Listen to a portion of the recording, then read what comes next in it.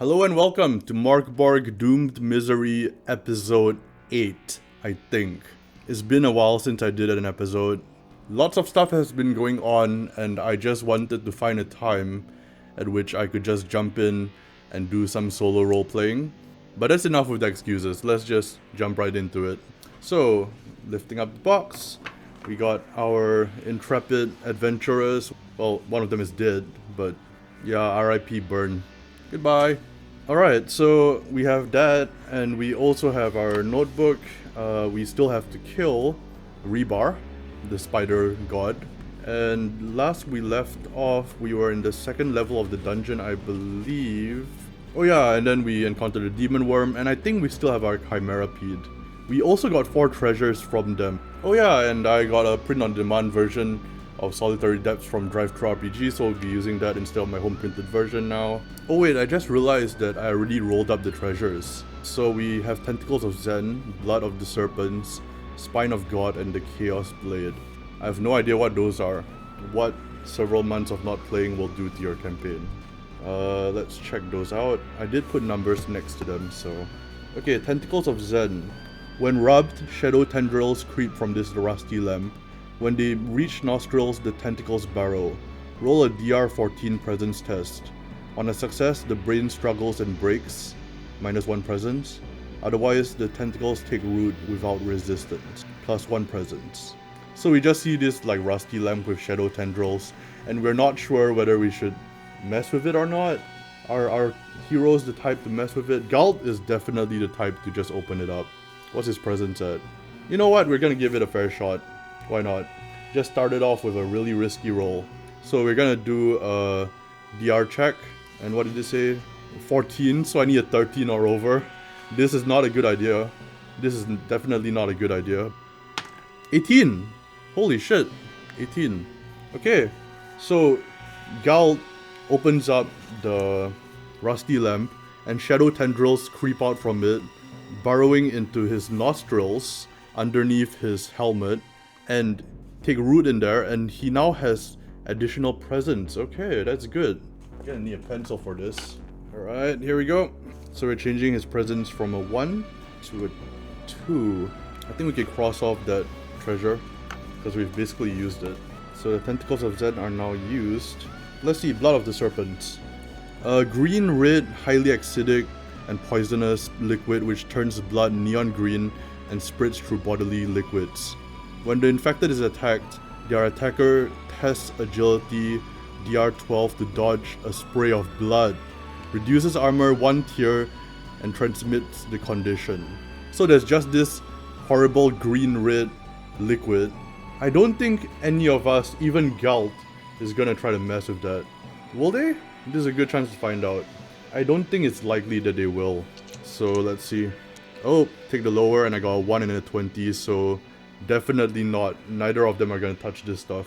But it is acidic, so we could throw it on somebody. What else do we have? Spine of God. Okay, that sounds suitably epic. This shriveled, crusty length of vertebrae is warm to the touch.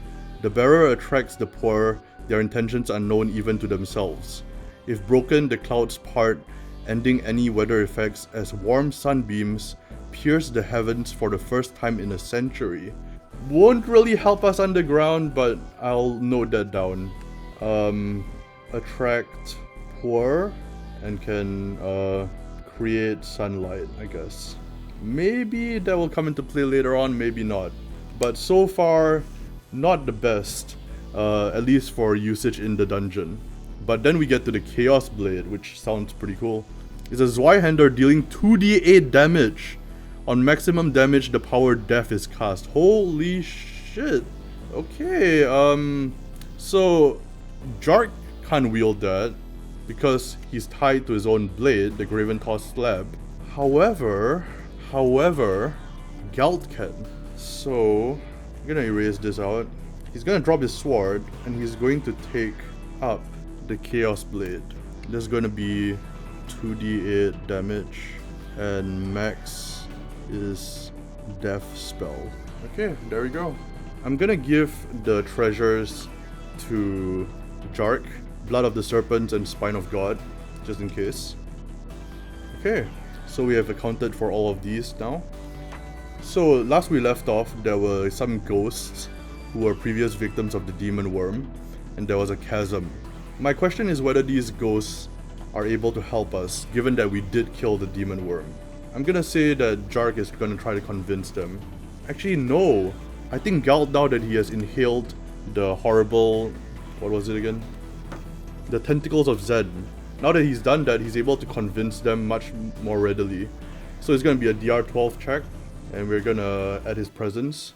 Let's see what we get. That is going to be a weak hit. So I think we succeed in asking for their help, but there's not much help that they can actually give.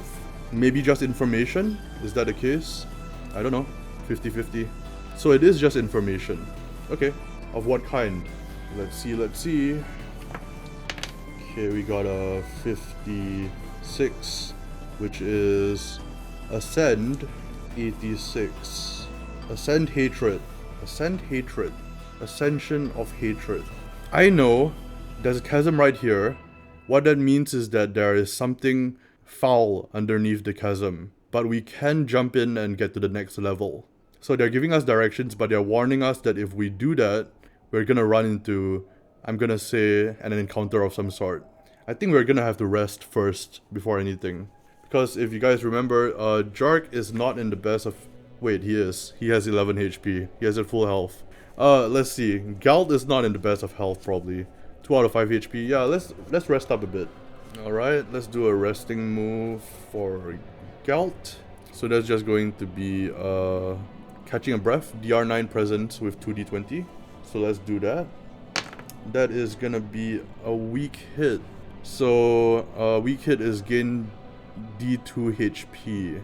Alright. So 1 to 3 is gonna be 1. 4 to 6 is gonna be 2. 2 HP. Okay. Introduce a reason for a restless night or interruption. So it's not a night, but there was an interruption in that they can hear something from down below the chasm, and that's why they were not able to rest up completely, I'm gonna say. So the question is whether we're just gonna jump down, and of course we are. So I think what we're gonna try to do is we're gonna try to get the Chimera to assist us in this. So if you remember, the Chimera is still around, and oh, I actually wrote here that they can climb. So that's fortuitous. So we just need Galt and Jark to climb on the Chimera and they can climb down. I was gonna make a roll to check whether they will actually fall, but I don't think that's needed anymore. Okay, that's good. So we're gonna go down into the next level, and I'm gonna consider this a special room, in that every level is kind of like a section of the dungeon. And I'm gonna say that at the 4th level is our location that we're trying to get to, which should have rebar. But we're able to get down the chasm, and we're able to get to what is possibly an encounter. So let's make a new map. Again, it's gonna be DR10, like so. First though, we're gonna have to decide what is the dungeon generation algorithm we want to use for level 3 of this dungeon. And for that, I'm gonna use yet another zine, Crawling Dead Below the Dying Forest. And this is an awesome kind of randomly generated dungeon crawl beneath, as they say, the dying forest. Oh, look at that. Mouth of Abyssal. I hope we don't roll that immediately. But yeah, we're gonna be using this. So, D6 and a D10. And this is where we drop in. Let's see. That's gonna be a 2 and a 2. So we are going to get Sickening Stench. Warm, overpowering stench of decay. Okay. Piles of undead lay slaughtered and demolished, stacks upon stacks. Each round has toughness DR12 to avoid violent retching. If failed more than once, reduce each ability by 1 for D4 hours. Oh, that doesn't sound good. Rot to riches. Among the pile of corpses waits an assortment of wealth, should someone have the stomach to retrieve it. Every round a PC searches without puking, they gain an item from the no use to the dead table G, page 47. Oh jeez, okay, so we're just gonna go down there, and it wasn't an encounter per se. It was more that there was a horrible stench down there that we had to contend with. So we're gonna go down expecting to fight some kind of monster, but instead both of us have to basically try to avoid vomiting everywhere. So Galt's gonna go first, and he's gonna fail. And Jark is gonna go next. And he is going to critically fail. So I'm just gonna draw that area out here. But essentially, we drop into this area here. And what happens is that Galt and Jark are riding on the Chimera pit. And Galt smells the stench. And despite being somewhat smelly himself, he hasn't removed the armor for many weeks or months or years. He starts vomiting. Jark, overcome by the vomit and the stench, starts vomiting even harder.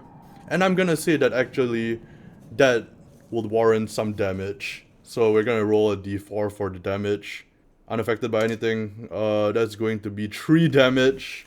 Okay, that was a critical failure, so that's gonna be 8 out of 11 HP.